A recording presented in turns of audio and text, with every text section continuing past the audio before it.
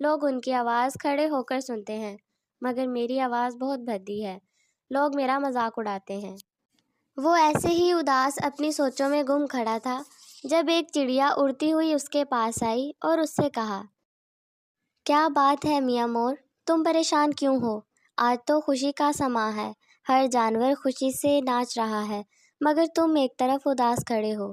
مور افسردگی سے بولا، ہاں میں جانتا ہوں کہ آج خوشی کا موقع ہے، میں بھی گنگنانا چاہتا ہوں، مگر میں جانتا ہوں کہ میری آواز بہت بری ہے، اسی لیے میں گانا گا کر سب کا دل خراب نہیں کرنا چاہتا، میں خاموش ہی ٹھیک ہوں۔